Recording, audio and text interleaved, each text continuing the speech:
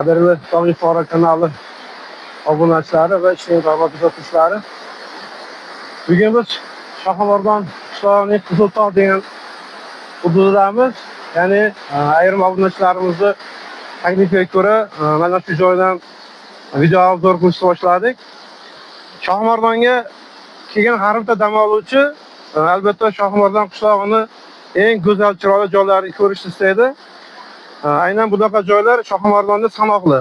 Ya'ni ulardan bittasi mana shu xalq tilida Qiziltog' deb ataladi. Ya'ni Yordon qishlog'ida joylashgan hudud hisoblanadi. O'zi Shoxobodon qishlog'ini sanoqli shunaqa ko'rib dam oladigan joyi bor. Ularning bittasi Shuluqubon, bittasi Archatog', keyingisi mana ko'rib Qiziltog' va Dugova. Va eng oxirgisi o'sha Shoxobodon qishlog'ini markazdagi, demak Hamza Akimzod Niyoziy va Hazrat Ali maqbarasi hisoblanadi.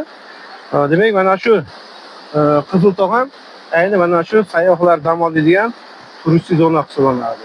Ya'ni bu yerdagi demak yorug'ga keladigan oq suvni demak ichib, va bu yerda horg'in chiqarishlari mumkin. Yana bir ma'lumot sifatida aytib ketishim kerak. Endi eslatish og'irroq hisoblanadi. Mana shu 1996-yilgi Shoxobodonda sel olgan paytini eslatsak, ayni mana shu sel to'plagan joy mana shu hudud hisoblanadi. Ya'ni mana shu tomondan kelgan sel sekin-asta demak mana shu hududga to'plangan. Adashmasam yo mana shu ko'prik yoki bo'lmasa nariyoqda ko'prik bor edi. Ana shu ko'prik tagiga demak o'sha shoxlar, ubular to'planib, sekin-asta mana shu yerda juda katta suv to'plangan. Ya'ni u suv to'plash natijasida keyinchalik mana shu katta to'plangan suv demak Shoxobodon qishlog'ining pastki hududiga tushadi va Shoxobodon qishlog'iga ancha talafot yetkazadi. Demak buni masalan ko'pchilik xotirlashadi. Aynan mana shu kelgan sel mana shu Shoxobodon qishlog' hududi haqida achchiq xotiralarni eslatadi. Ana shu seldan keyin ancha Shoxobodon qishlog'iga sayyohlar turistik oqimlari ancha kamayib ketadi. Chunki talafot yetarli darajada hisoblanadi. Hop, endi bu Yordon qishlog'idagi bu Qiziltog' hududiga Shoxobodon markazidan taksilar qatnaydi. Taksilari demak bir kishiga adashmasam 10 ming yoki 15 ming hisoblanadi. Demak mana shu nimaga xizmat haqiga kelib bu yerga dam olishlari mumkin. Bu yerda kelib piknik qilsa ham bo'ladi. Ya'ni o'sha oziq-ovqat bilan, shashlik ko'rasi bilan kelib dam olib ketsa ham bo'ladi. Bundan tashqari mana shu Qiziltog' hududida dam olish istaganlarga dachalar ham bor. Mana shu dachalarga kelib ham bemalol dam olish mumkin shu hududlarda.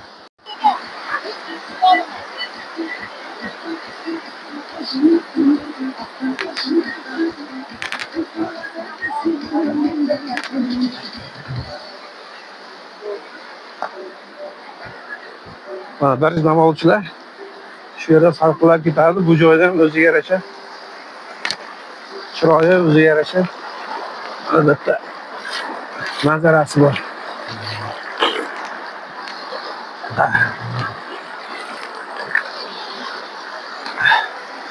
Suv o'tashirim.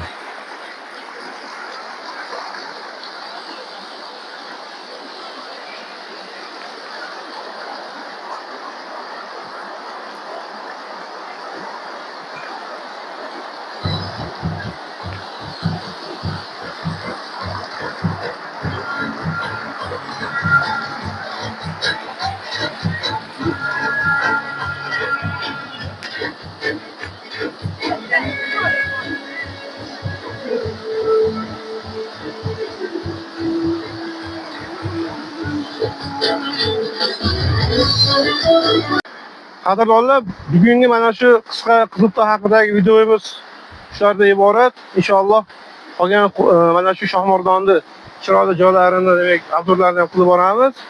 Xo'p, videolarimiz sizlarga ma'qul bo'lgan bo'lsa, albatta videolarimizga like bosishni unutmang, obuna bo'linglar va mana shu videolarimizni Shoxobodon qishlog'iga keluvchi barcha dam oluvchilarga jo'natib qo'yishlaringizni xohlab qolamiz. Keyingi videolarimizda ko'rishguncha salomat bo'linglar.